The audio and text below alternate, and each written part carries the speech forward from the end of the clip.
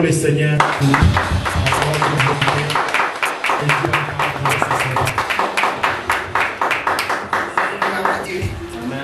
C'est le moment le plus important. Amen. Le moment de la parole. Amen. La parole est vraiment au-dessus de tout. Amen. Nous avons loué, nous avons adoré le Seigneur.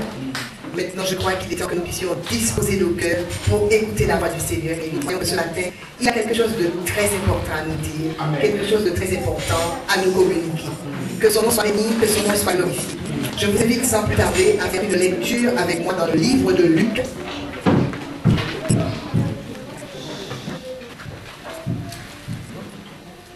Luc, chapitre 23. Nous allons faire la lecture du verset 26.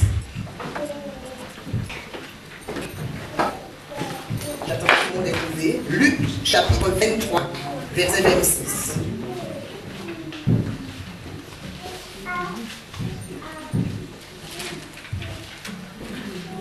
Luc 23, 26.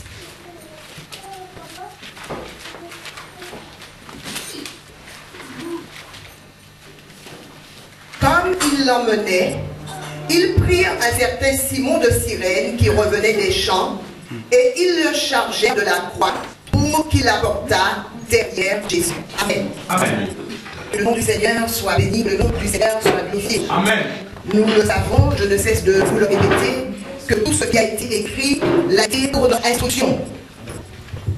Et je crois que si Dieu a permis que certains détails soient mentionnés dans la parole de Dieu, c'est parce qu'ils ont une grande importance. Et au travers même de ce qu'on peut considérer comme un petit détail, il y a toujours quelque chose à tirer. Il y a toujours quelque chose à apprendre. Nous allons aujourd'hui un peu parler de la crucifixion de Jésus-Christ. Et si vous lisez les 4 évangiles, vous allez réaliser qu'il y a beaucoup d'événements qui se sont déroulés autour de cette crucifixion. Ce n'est pas par hasard que Dieu a permis que cela soit mentionné dans la Bible. Aujourd'hui, nous allons parler d'un certain Simon de Cyrène. Mais il est évident qu'on ne peut parler de Simon de Cyrène sans parler de Jésus-Christ.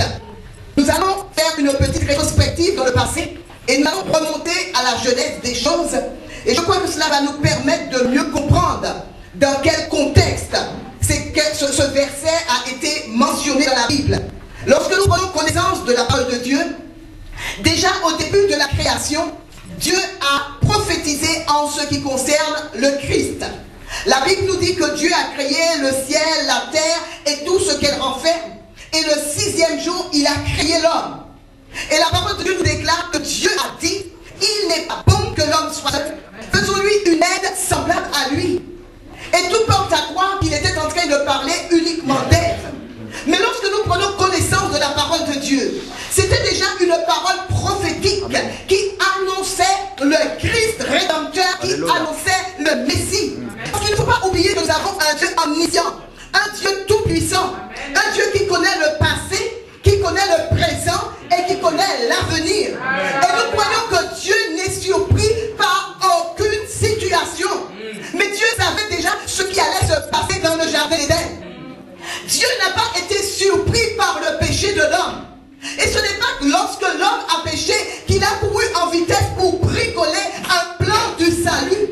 Mais avant même la fondation du monde, avant même que l'homme ne soit créé, formé par la main de Dieu, Dieu, dans son grand amour, avait déjà prévu un sauveur, un rédempteur en la personne de Jésus-Christ. Parce que Dieu savait exactement ce qui se serait passé dans le jardin d'Éden. Et Dieu l'a prophétisé en disant, il n'est pas bon que l'homme soit seul. Amen. Dieu n'est surpris par aucune situation. Il n'est dépassé par aucune situation. Notre Dieu est celui qui contrôle les temps et les circonstances. Lorsque nous prenons connaissance de la parole de Dieu, dans tout l'Ancien Testament, il est question de Messie, il est question de Rédempteur, il est question de Sauveur qui viendrait pour faire l'expiation non seulement du péché du peuple d'Israël, mais du péché de l'humanité. Et Ésaïe a beaucoup prophétisé en ce qui concerne la personne du Seigneur.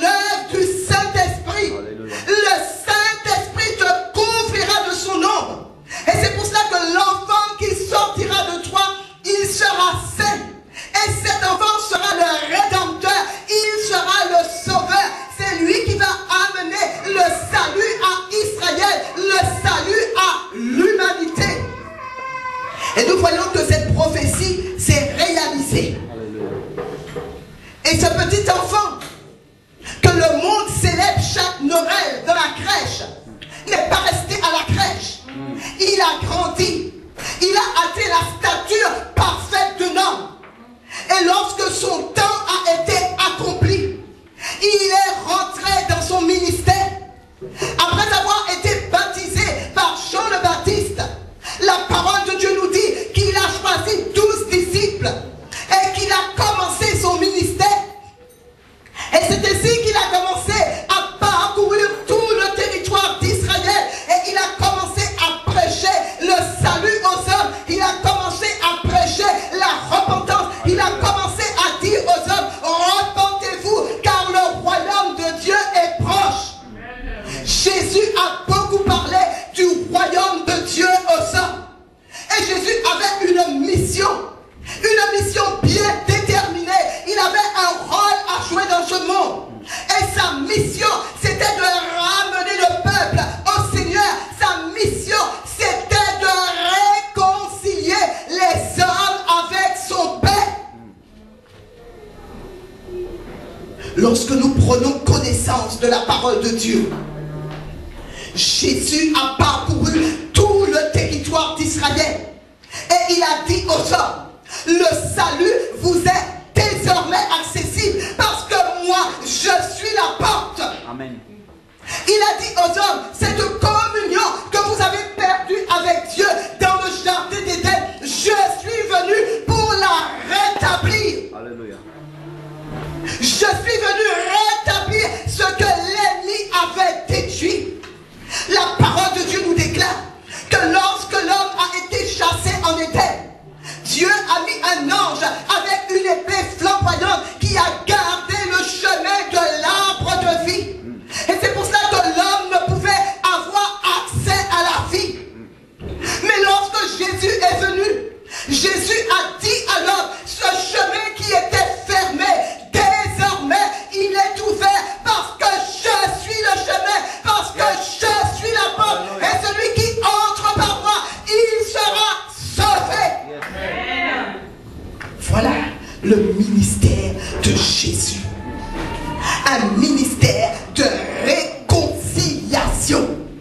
Jésus, de par son ministère, a tout fait pour rapprocher l'homme, pour que l'homme